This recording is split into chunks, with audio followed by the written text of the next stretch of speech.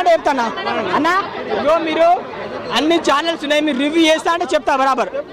నేను 250 పెట్టి సినిమాకి వచ్చానా నేను డిసప్పాయింట్ అయినా.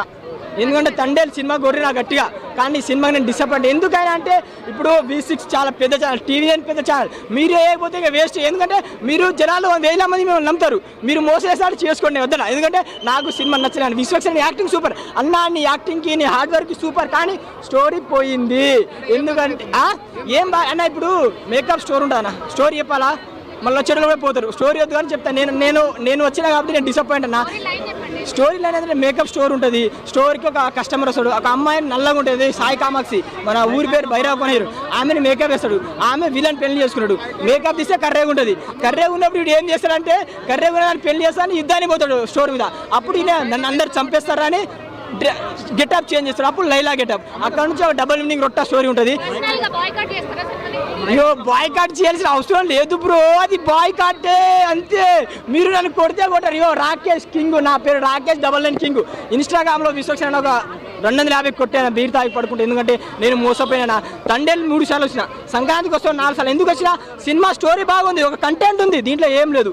అండ్ తండేలు సినిమా మంచి ఎమోషనల్ హార్ట్ టచింగ్ సినిమా, బాగా నచ్చింది. ఎవడు నేను ఏ ఫ్యాన్ కాదు, సినిమా ఫ్యాన్. ఐమాక్స్ ప్రతి సినిమాకి వస్తా, ప్రతి సినిమా వస్తా. 250 టికెట్స్ వస్తాయి. ఎందుకంటే నేను సినిమా ఫ్యాన్, ప్రతి సినిమా వస్తాను. ఎందుకంటే సినిమా ఇండస్ట్రీని గౌరవిస్తా. కానీ 100 వేలు కోట్లు పెట్టకండి. ఎందుకంటే పెట్టండి, కానీ ఒక మంచి స్టోరీ సినిమా తీసుకొని 100 కోట్లు పెట్టండి. కానీ ఇలాంటి సినిమాకు మీరు 100 స్టోరీ పెట్టి విశ్లేషణ అన్నా నేను హార్డ్ వర్క్ చేసినా, ప్లీజ్ అన్న సినిమా చూడండి. నేను చూసినా, నువ్వు మొన్న ప్రెస్ మీట్లో అన్న మాటకి నేను వచ్చిన, కానీ నేను మోసం చేసినాను. నువ్వు అన్నా నేను లైలా బాగుందన్న ఎక్స్ప్లోర్ చేస్తా, కానీ బత్తాయి ఉంటుంది. నా బత్తాయి నాకు మోసం చేసిందన్న. ఆ బత్తాయి చూసిన రియల్ కదా, బత్తాయి 2 బత్తాయిలు బయటకు వస్తాయి, పుచ్చుకుంటాయి, కారిపోతాయి గదేగో.